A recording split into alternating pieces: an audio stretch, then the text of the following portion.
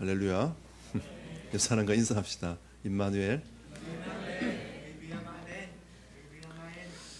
우리 메시지 끝난 이후에 우리 신 목사님 나오셔서 선교 보고를 하시겠지만 전체적인 부분들을 잠깐 짧게 보고를 드리도록 하겠습니다.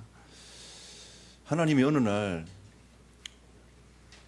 우리 충청 지역에 있는 대학생들에게 선교지를 가야 되지 않겠냐, 이런 소통을 하나님이 말씀하시고, 그럼 저희가 어떻게 인도를 받을 것인가를 고민하면서 싱가포르라는 현장을 정했어요. 만 10년 전에 싱가포르를 정하고 기도하면서 싱가포르의 나라를 들어가게 됐습니다. 한 2번쯤 들어가니까 왜 이 싱가포르를 지속해야 될지 이유를 잘 모르겠더라고요.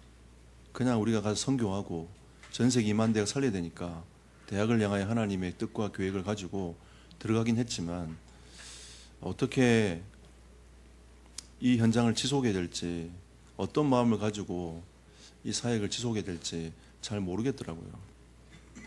어느 날 앉아서 하나님께 질문을 했습니다. 하나님, 어떻게 해야 하나님이 기뻐하시는 선교를 할 수 있겠습니까? 어떻게 하면 이 부분을 지속해서 하나님 주신 응답을 찾아 누릴 수 있겠습니까?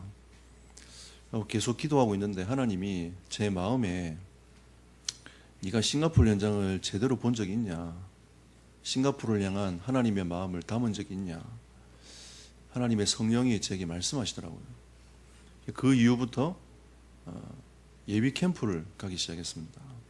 지금 8월달 예비 캠프를 가고 1, 2월달에 본 캠프를 가는 시스템으로 지금 계속 10년째 하고 있는데, 그때부터 하나님이 예비 캠프를 가게 하시면서 현장을 계속 가슴에 품게 하시더라고요. 그러면서 하나님 주신 응답이 있어요. 어떤 응답을 받았냐면, 선교사님이 저희 팀을 신뢰하기 시작했습니다.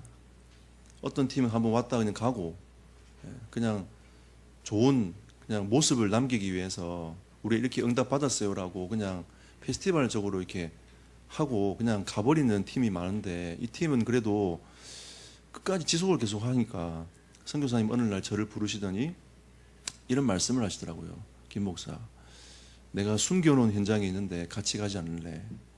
그리고 시작된 게 인도네시아였습니다. 그래서 하나님이 인도네시아 현장의 문을 열어가시면서 하나님이 선교의 지경들을 조금씩 넓혀가기 시작하셨어요. 그러면서 하나님이 싱가포르 현장과 말레이시아 현장, 말레이시아에서도 이제 동말레이시아 쪽인 이제 쿠칭이라는 현장과, 그리고 싱가포르하고 붙어 있는 조바로 현장과, 또 사람들이 제일 많이 관광지로 많이 가는 페낭이라는 현장이 있어요.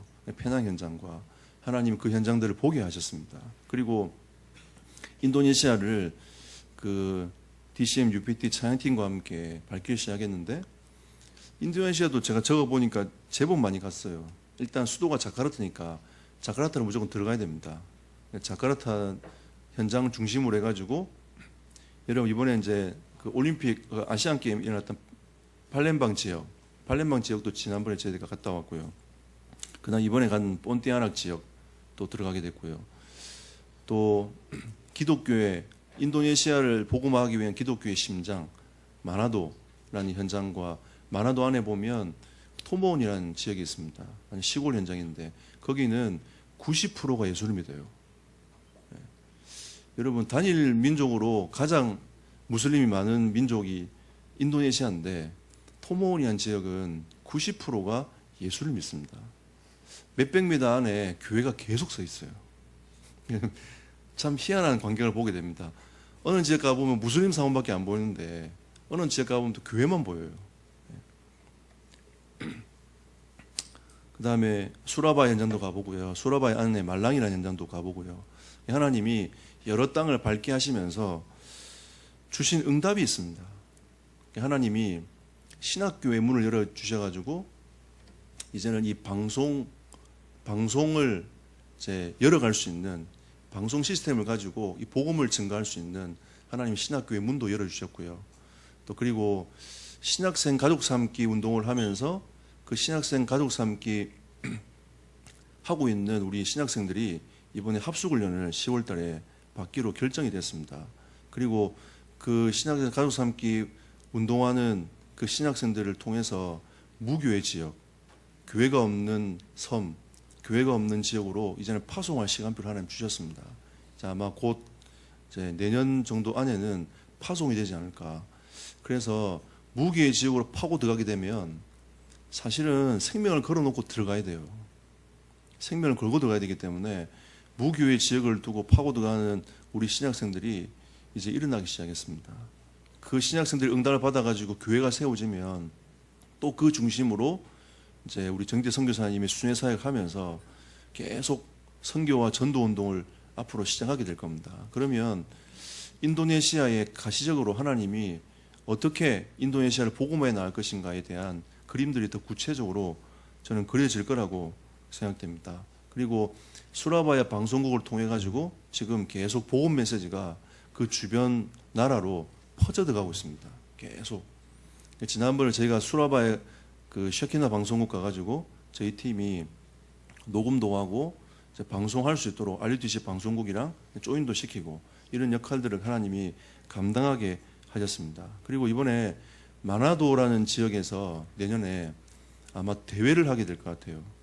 그 인도네시아 안에 조그만한 마나도 지역 중심으로 해가지고 그 지역 대회를 하게 될 것 같습니다. 산업인도 모이고 또 랩런트도 모이고 이러면서 대회를 할 지금 계획을 하고 있습니다. 근데 이번에 우리가 기도하면서 후원했던 합숙훈련 후원했던 그 중에 한 분 장로님이 이번에 그 전도운동을 가만히 보면서 은혜를 굉장히 많이 받으셨어요.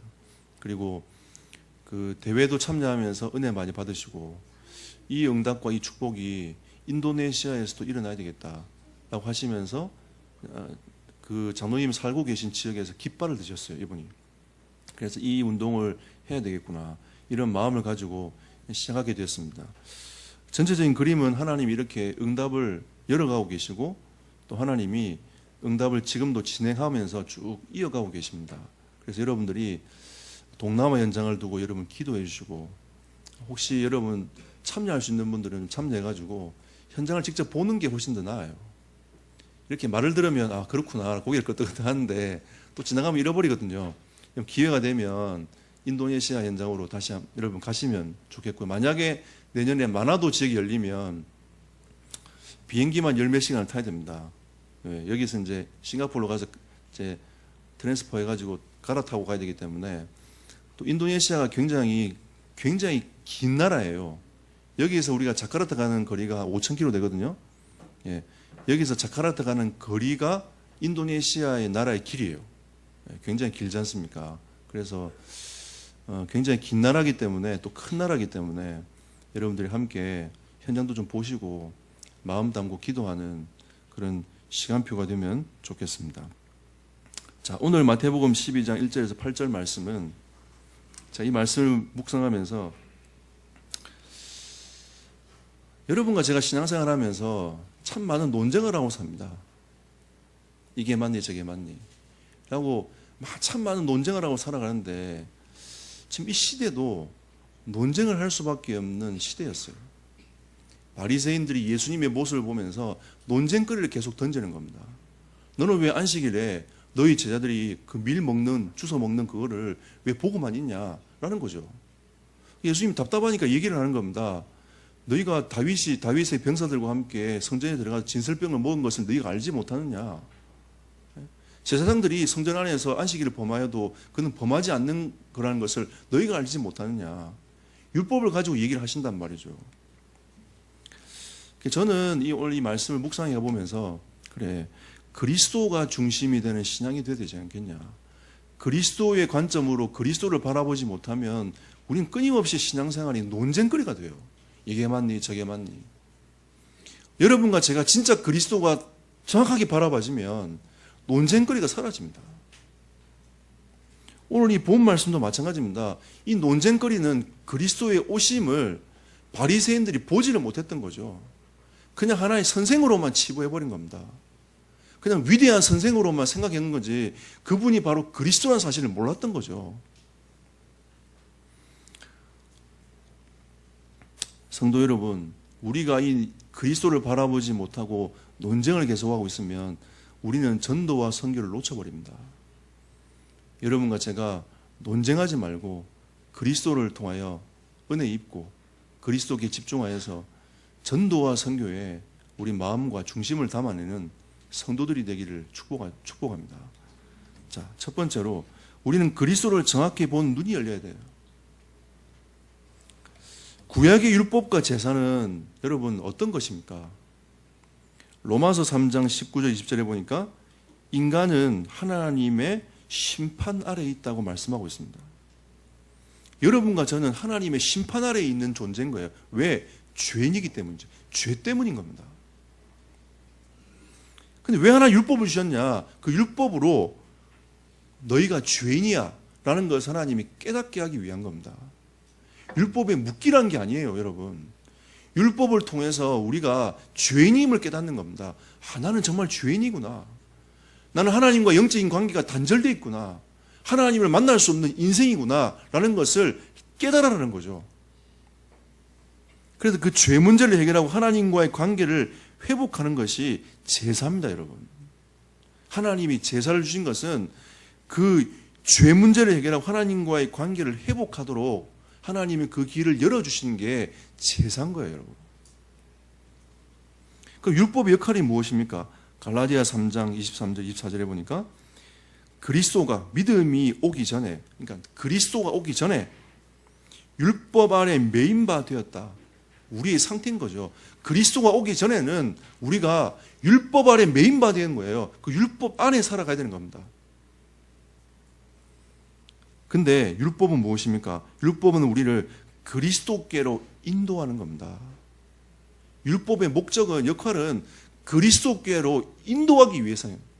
율법에 우리가 매이고 묶이는 삶이 아니라, 그래, 그렇지, 그리스도가 필요해 라고 그리스도께로 우리 인생의 삶을 인도해 가도록 만드는 게 율법인 거예요, 여러분. 율법을 지켜야 한다 말했는데 이 뜻이 아닙니다, 여러분. 그 율법의 문제는 내가 진짜 죄인이기 때문에 그리스도가 필요하구나라는 것을 바라보고 그리스도께 나아가도록 돕는 게 율법의 문제예요, 여러분. 너 왜 했니 안 했니라고 우리가 정죄할 수 있는 문제가 아닌 겁니다.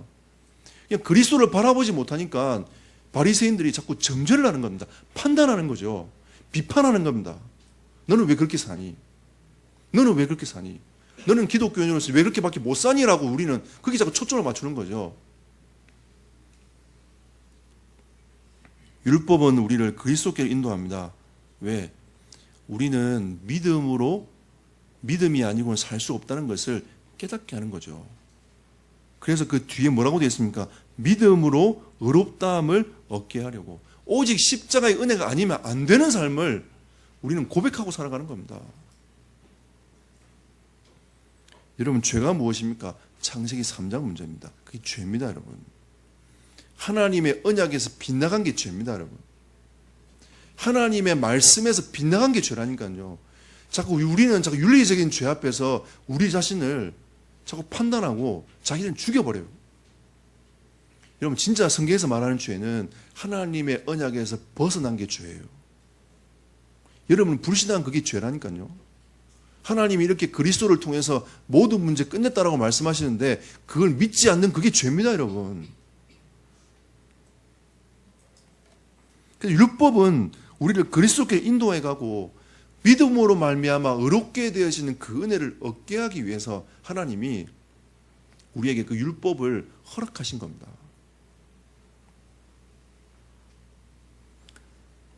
그래서 모든 것을 그리스도가 끝내셨어요. 갈라디아 3장 22절. 성경이 모든 것을 죄 아래 가두었다. 죄라는 것을 밝혀 나타내 보이는 이 성경, 하나님의 말씀이 우리를 율법 아래 가두었어요. 하지만 그리스도에 대한 약속을 믿는 자들에게는 그 약속의 성취가 우리에게 오게 되는 겁니다. 그리스도를 통해서 하나님이 모든 죄와 저주 가운데 우리를 해방하실 그 약속의 성취가 그리스도를 믿음으로 말미암아 우리에게 오게 되는 겁니다. 더 이상 죄와 사망의 범에 묶일 수 없는 존재로 하나님이 우리를 만들어 가시겠다는 거죠. 더 이상 사단의 권세에 붙잡혀서 고통당하는 존재로 묶이지 말고 하나님 거기서 해방시켜서 이제는 예수 그리스도 안에 자유함을 누리도록 하나님 만들어 가시겠다는 겁니다. 얼마나 감사합니까, 여러분? 우리는 할 수 있는 게 없어요. 진짜 그리스도의 예수 그리스도의 은혜 안에만 살아갈 수 있는 존재인 겁니다. 여러분과 제가 바라봐야 될 분은 그리스도밖에 없는 거예요. 그리스도만 딱 쳐다보고 있으면 하나님이 여러분과 저를 변화시켜 가시는 겁니다. 여러분 솔직히 말씀해 보십시오. 그리스도 하면서 그리스도가 모든 문제 해결자가 안 되니까 우리에게는 진짜 문제가 해결되지 않는 거예요.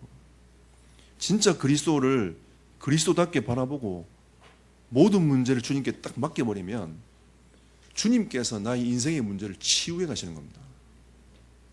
여러분, 하나님은 진짜 멋진 분이세요. 우리가 열심히 노력해서 그걸 이루어가는 이 문제가 아니고 진짜 그리스도 안에 있을 때 하나님 우리를 치유해 가고 회복시켜 가시는 그 은혜를 맛볼 수 있는 게 신앙생활인 겁니다, 여러분. 여러분, 신앙생활 어렵지 않습니다. 너무 복잡게 생각하는 것 같아요. 여러분의 생각에만 가두지 아니하면, 율법의 안에서 가두지 아니하면 여러분은 그리스도 예수 안에서 진정한 자유함을 있게 되는 겁니다. 요한복음 19장 30절, 십자가에서 다 이루셨어요. 어떤 문제를? 우리가 고통당하는 모든 문제를 다 이루셨습니다. 하나님과 영적 관계를 회복할 수 있는 모든 문제를 싹 다 이루셨어요.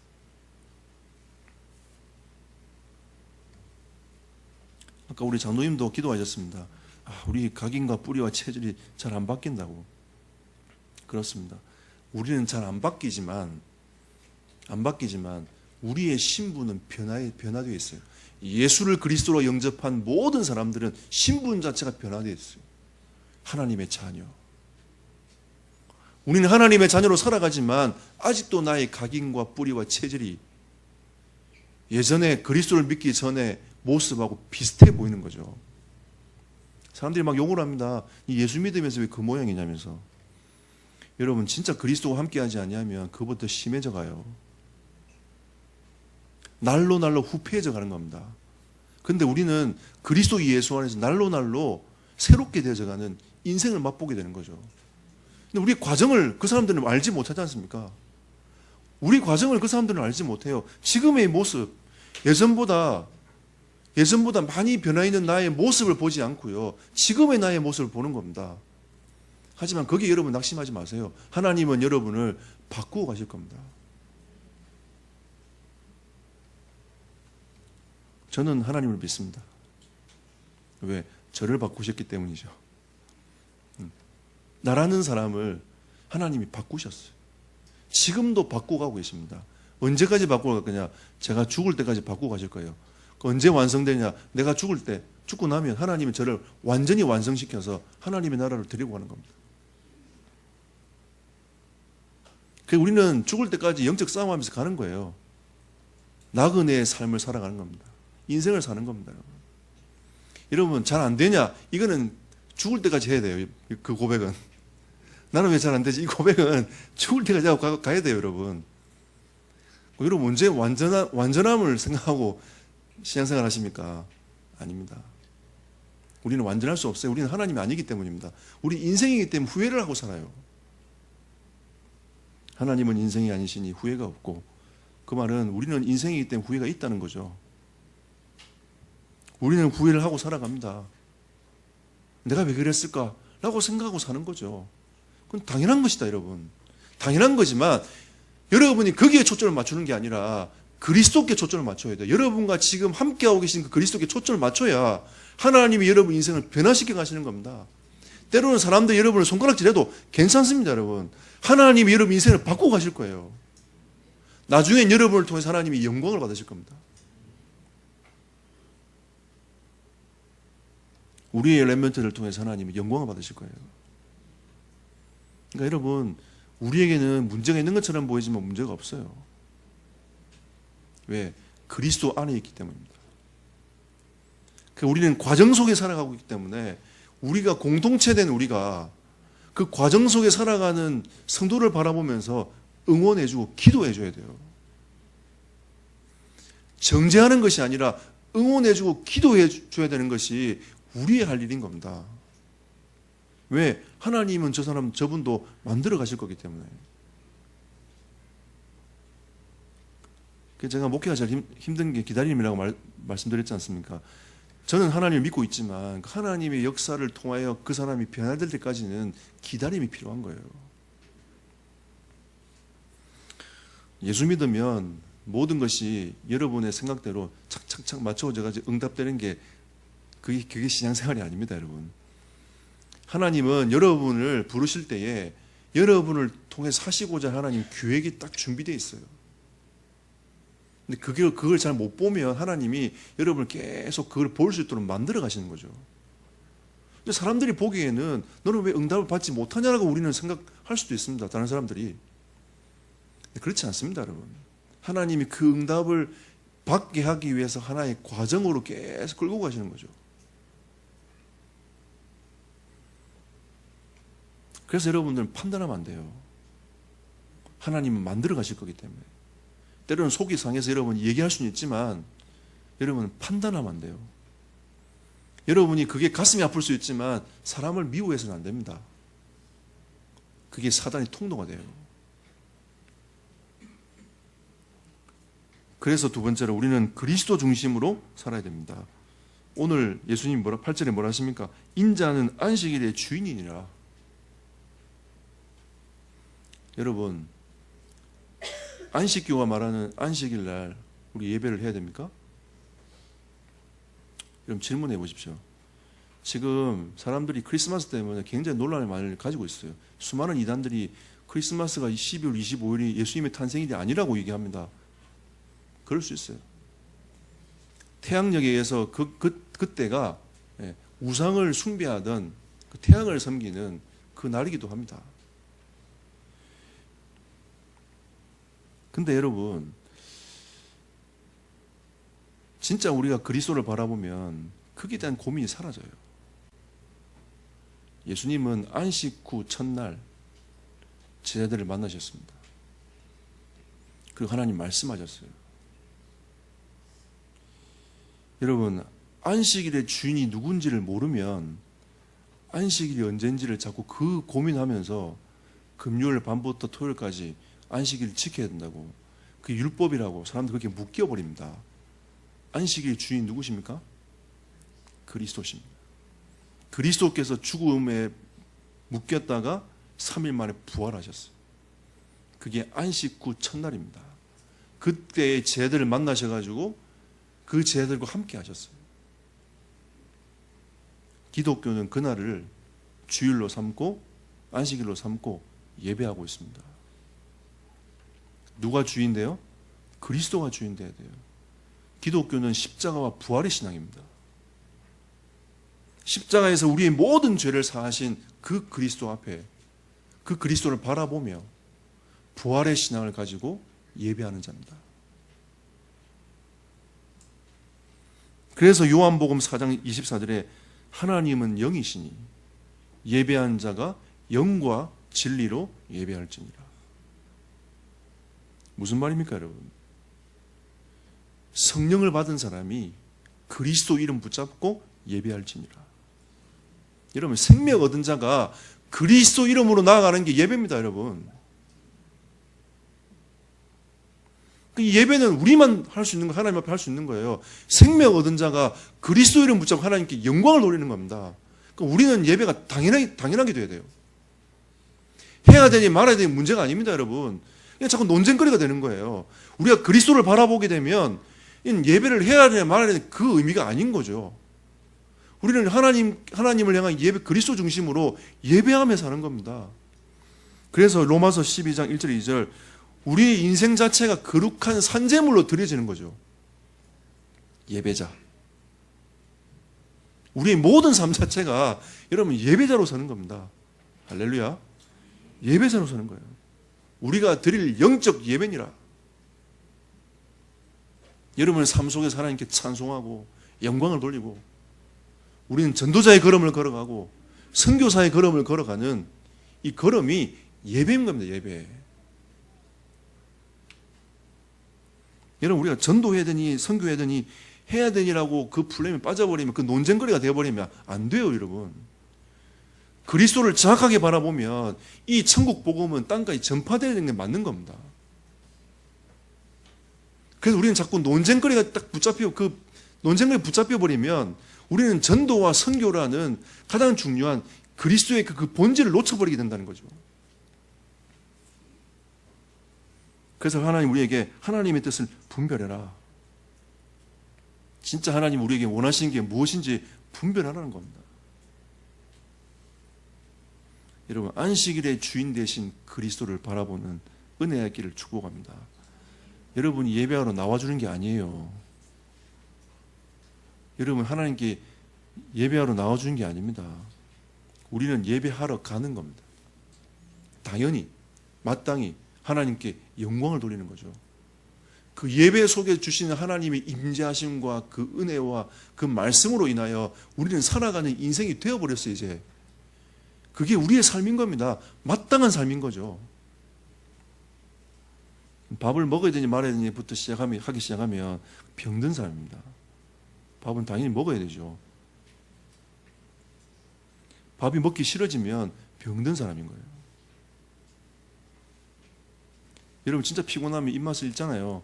밥 먹기 싫어요. 근데 그게 지속되면 병든 거 아닙니까? 우리가 피곤해서 밥 먹기 싫을 때도 있어요. 우리 때로는 피곤하고 지쳐서 하나님 말씀을 듣고 싶지 않을 때도 있습니다. 그거는 약간 우리 가다가 지칠 수도 있는 문제인데, 그게 지속되면 병든 거예요. 우리는 안식일의 주인 되신 그리스도를 바라보고 여러분, 하나님이 주신 그 은혜를 누리는 하나님의 사람들이 되기를 축복합니다. 그리고 하나님은 자신을 알기를 원하십니다. 마태복음 12장 7절에 오늘 보십시오. 나는 자비를 원하고 제사를 원하지 아니하노라. 하신 뜻을 너희가 알았더라면 무죄한 자를 정죄하지 아니하였으리라. 하나님은 하나님의 뜻을 알기를 원하십니다. 그리고 호세아 6장 6절에 나는 인애를 원하고 제사를 원하지 아니하며 번제보다 하나님의 아는 것을 원한다. 우리가 하나님을 알아가는 데 힘써야 됩니다, 여러분. 하나님은 그걸 더 원하시는 거예요.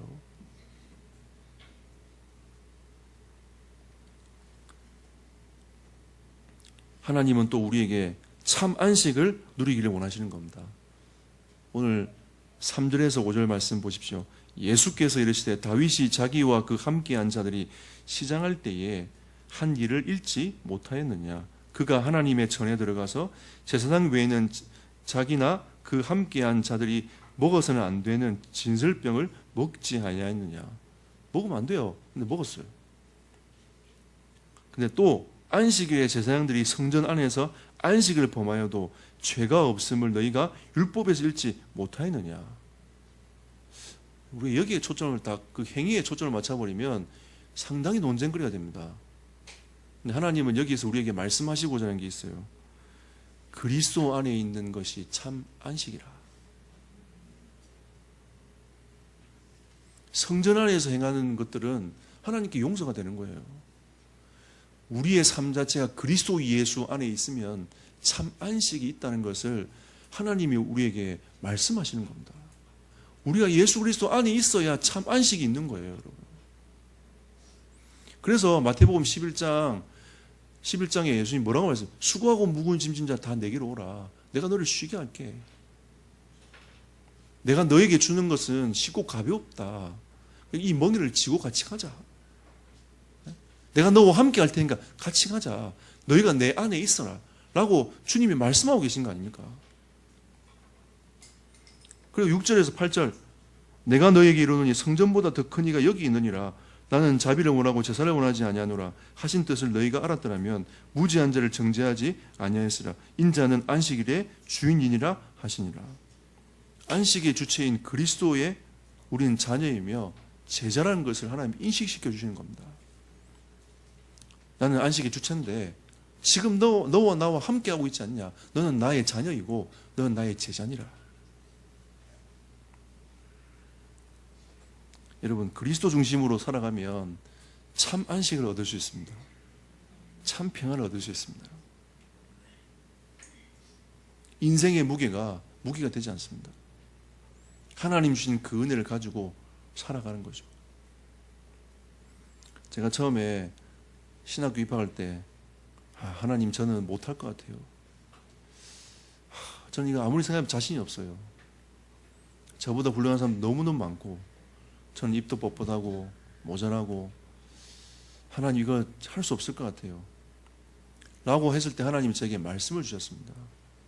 지금까지 그 말씀을 붙잡고 살아왔는데 하나님이 저의 인생을 많이 바꾸셨어요. 저는 그 안에서 참 안식을 얻었습니다.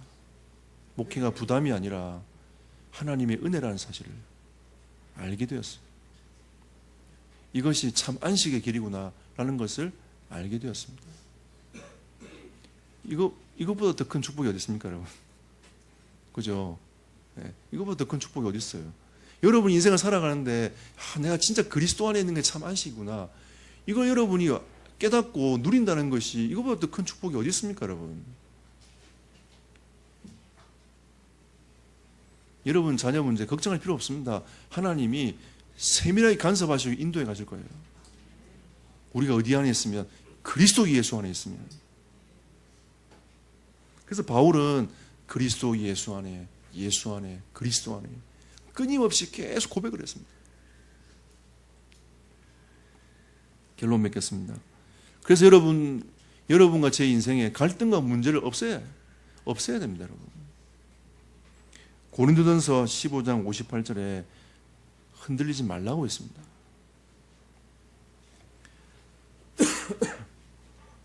여러분, 갈등과 문제가 오는 원인이 무엇입니까?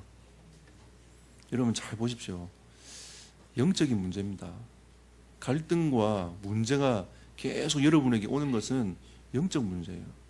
이건 다른 말로 해서 여러분과 제가 그리스도로 결론 나지 못한 게 영적 문제입니다. 그리스도로 딱 결론 나버리면 문제될 게 없어요. 여러분, 하나님은 여러분을 부르실 때에 모든 것을 아시고 부르셨습니다. 저의 상태, 저의 환경, 저의 각인과 뿌리와 체질 어떤 거 있는지 알고 부르셨어요. 하나님은 다 알고 부르셨습니다. 그래놓고 하나님은 나를 향한 하나님의 계획을 이루어 가시는 겁니다. 그리스도는 내가 더 이상 시달리지 않도록 십자가에서 모든 문제 부활하시면서 끝내버렸어요. 더 이상 사단에게 시달릴 존재가 아니라는 겁니다. 여러분 시달리지 마시고 그리스도를 결론 내리시기 바랍니다. 갈등할 이유가 없어요. 그리스도를 바라보면 모든 문제 해결됩니다. 왜?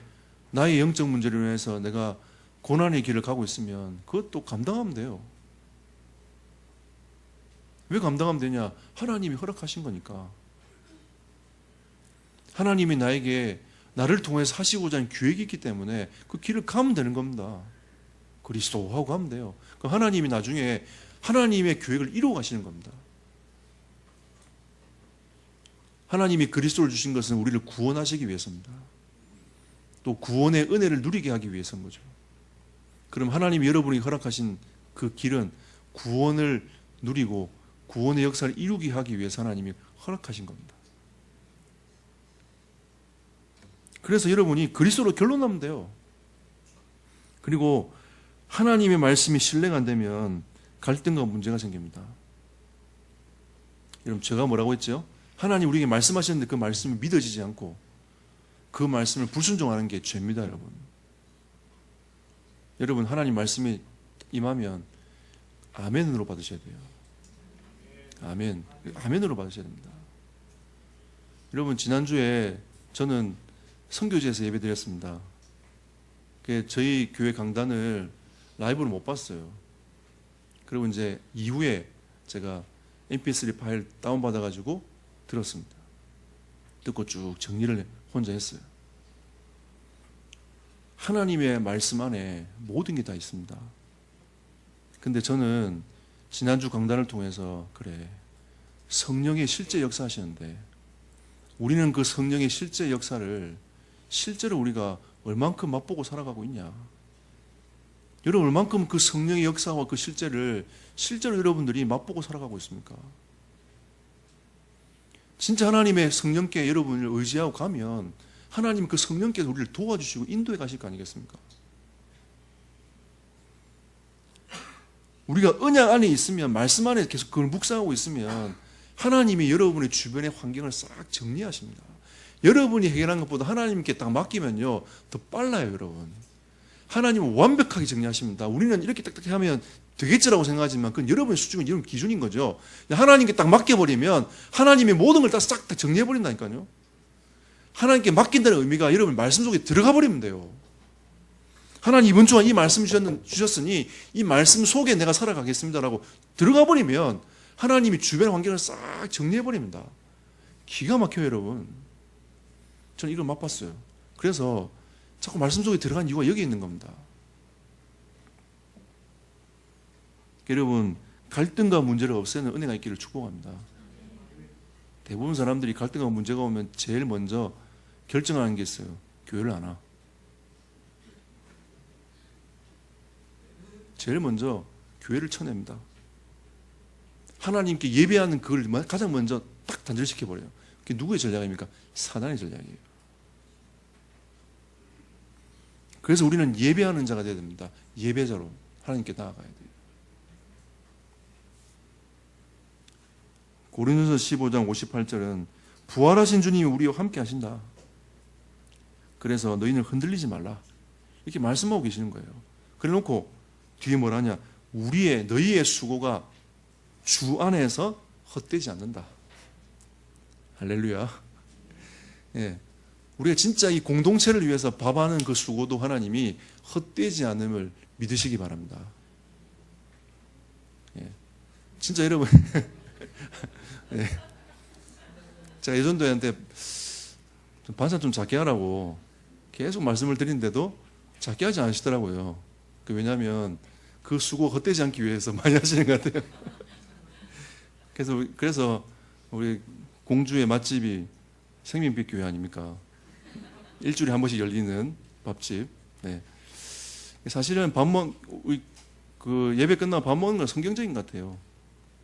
애찬 나누면서 같이 교제하고 같이 나누는 이게 성경적입니다, 여러분. 여러분이 애찬 하면서 밥 먹으면서 여러분 교제도 하시고 포럼도 하시고 이러면서 여러분들이 성경적 삶을 살아가는 거예요. 우리의 수고가 헛되지 않음을 믿습니다. 모든 영광을 하나님께 돌려드리고 이번 한 주간 동안 그리스도가 중심되는 신앙이 되기를 예수 이름으로 축복합니다. 기도하겠습니다. 말씀 생각하시면서 합심으로 한번 기도합시다. 여러분이 주신 하나님의 음성을 생각하시면서 함께 합심으로 기도하겠습니다. 주님 은혜 감사드립니다. 주의 은혜를 부어주시고 인도하여 주옵소서.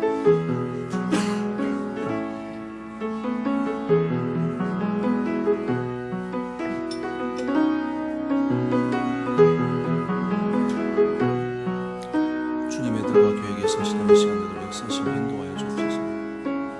하나님의 뜻과 계획에 성실하는 시간들 주의 은혜를 부어주시고 인도하여 주옵소서. 주의 뜻이 이루어지는 시간 되게 하나님의 나라를 누리는 시간 되게 하옵소서. 주여 성령으로 역사하시며 인도하여 주옵소서. 하나님의 뜻과 계획에 성실하는 시간 인도하여 주옵소서. 예수 그리스도 이름으로 기도드렸습니다. 아멘.